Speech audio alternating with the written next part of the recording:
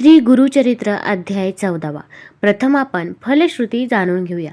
श्री गुरूंच्या चरणी दृढतर विश्वास व अतूट श्रद्धा ठेवून श्री गुरुचरित्र ग्रंथातील 14व्या अध्यायाचे पठण केल्यास अचानक उद्भवलेली संकटे, हितशत्रूंचा त्रास, प्रापंचिक अडचणी, प्रदीर्घ आजार व अकाली मृत्यूयोग यांचे निवारण होऊन गृहसौख्य, समृद्धी व समाधान देखील प्राप्त होत असते. श्री गुरुचरित्र अध्याय 14. श्री गणेशाय नमः. नामधारक शिष्य देखा विनवी सिद्धासी कौतुका. प्रश्न करी अतिविशेखा एकचित्ते परियेसा. जय जयाजी योगीश्वरा. सिद्धमूर्ती ज्ञानसागरा. पुढील कथा विस्तारा. ज्ञान होय आम्हासी येसी. उदरव्यथेच्या ब्राह्मणासी प्रसन्न झाले श्री गुरुकृपेसी. पुढे कथा वर्तली केसी विस्तारावे आम्हा प्रती. एकोणी शिष्यांचे वचन संतोषे सिद्ध आपण. गुरुचरित्र कामधेनू जाण सांगता झाला विस्तारून. एक शिष्या शिरोमणी भिक्षा केली त्याची भुवनी. तयावरी संतोषोनी प्रसन्न झाले परियेसा. गुरुभक्तीचा प्रकार पूर्ण जाणे द्विजवर. पूजा केली विचित्र म्हणून आनंदे परियेसा. तया साय देव द्विजासी श्री गुरु बोलती संतोषी. भक्त व्हावे वंशोवंशी माझी प्रीती तुझवरी. एकोणी श्री गुरूंचे वचन साय देव नमन करून माथा चरणी ठेवून नमिता झाला पुन्हा पुन्हा. जय जयाजी सद्गुरु त्रिमूर्तीचा अवतारू. अविद्या माये दिससी. नरु वेदा अगोचरू तुझा महिमा विश्वव्यापक तूच होसी. ब्रह्मा विष्णू व्योमकेशी धरिले स्वरूप तू मानवासी. भक्तजन तारावया तव महिमा वर्णावयासी. शक्ती केची आम्हासी मागणे एक तुम्हासी. कृपा करणे गुरुमूर्ती माझे वंश परंपरी. भक्ती द्यावी निर्धारी इह सौख्य पुत्र पोत्री. अंती द्यावी सद्गती. येशी विनंती करून पुनरपी विनवी करुणा वचनी सेवा करीतो. द्वारी यवनी महाक्रूर असे तो. प्रति संवत्सरी ब्राह्मणांसी घात करीतो जो बहुवसी. याची कारणे आम्हासी बोलवीतसे परियेसा. जाता तया जवळी आपण निश्चय घेईल माझा प्राण. भेटी झाली तुमची म्हणून मरणकेचे आम्हासी. संतोषोनी श्री गुरुमूर्ती अभय देती तया प्रती. विप्रमस्तकी हस्त ठेविती चिंता न करी म्हणून या. भय सांडूनी त्वा जावे क्रूर यवना ते भेटावे. संतोषोनी प्रिय भावे पुनरपी पाठविला आम्हा प्रती. जोरी परतोनी तू येसी असो आम्ही भरवसी. तू आली या संतोषी जाऊ मग येथोनिया. निज भक्त आमचा तुची होसी.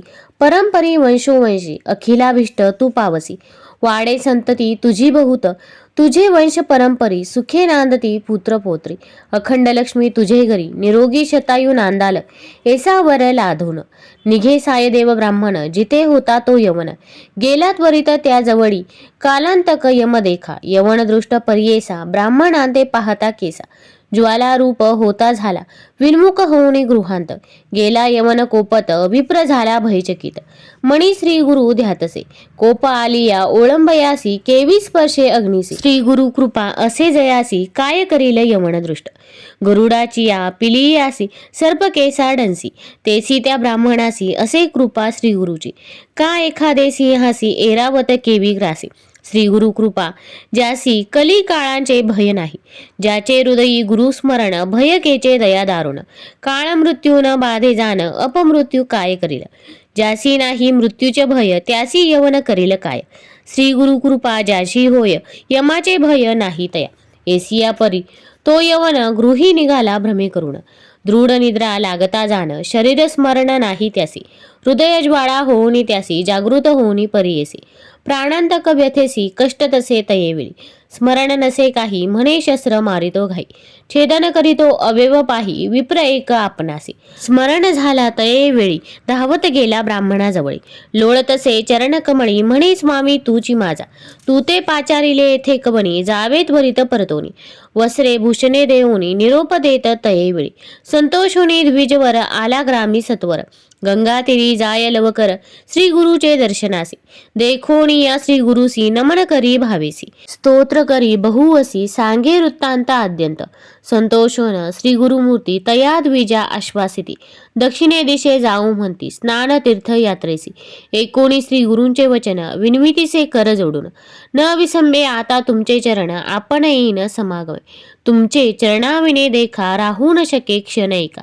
संसार सागर तारका तुची देवा कृपा सिंधू उद्धारया सगरांसी गंगा आली भूमिसी तेसा स्वामी आम्हासी दर्शने उद्धार आपुल्या भक्तवत्सल तुझी ख्याती आम्हा सांडणे काय नीती सेवेची येऊ हे निश्चिती म्हणून चरणी लागला येणे परी श्री गुरुसी विनवी विप्र भावेसी संतोषुनी विनयेसी श्री गुरु म्हणती तयेवेळी कारण असे आम्हा जाणे तीर्थे असती दक्षिणे पुनरपी तुम्हा दर्शन देणे संवत्सरी पंचदशी आम्ही तुमचे ग्रामासमीपीत वास करू हे निश्चित कलत्र पुत्र इष्टभ्रात तुम्ही आम्हा भेटावे न करी चिंता असा सुखे सकळ अरिष्टे गेली दुःखे म्हणून हस्त ठेवी मस्तकी भाक देती तयेवेळी ऐसे परी सांगोणी श्री गुरु निघाले तेथोड जेथे असे आरोग्य भवानी वैजनाथ महाक्षेत्र ते समस्त शिष्यांसमवेत श्री गुरु आले तीर्थ पाहत प्रख्यात असे वैजनाथ तेथे राहिले गुप्त रूपे नामधारक विनवी सिद्धासी कारण काय गुप्त व्हावयासी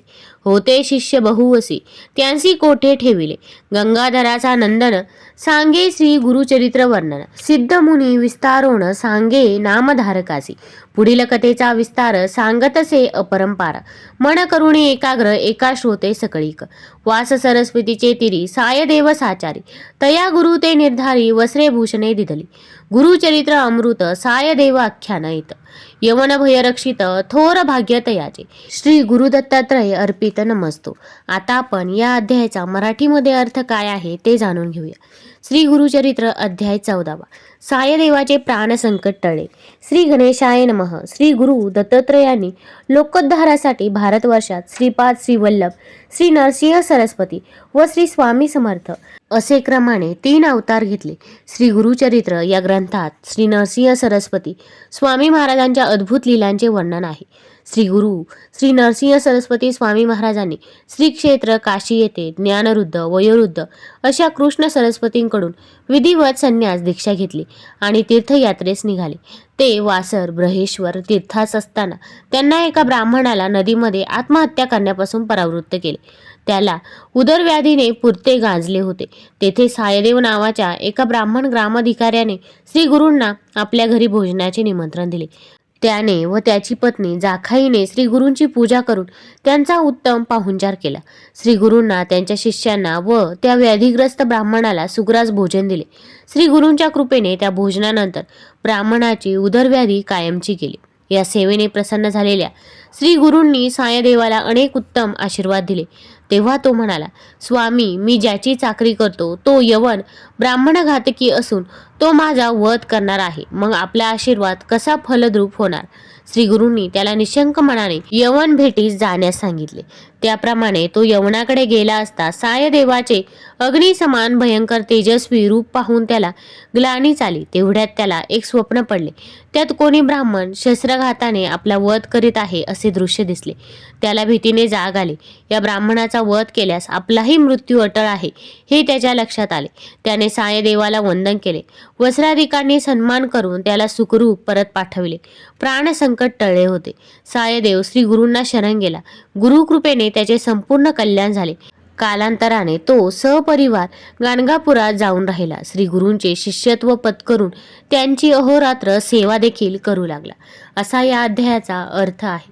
तुम्हाला जर हा अध्याय आवडला असेल तर चॅनलला लाईक करा आणि सबस्क्राईब देखील करा. कमेंटमध्ये श्री गुरुदेव दत्त लिहायला विसरू नका. धन्यवाद.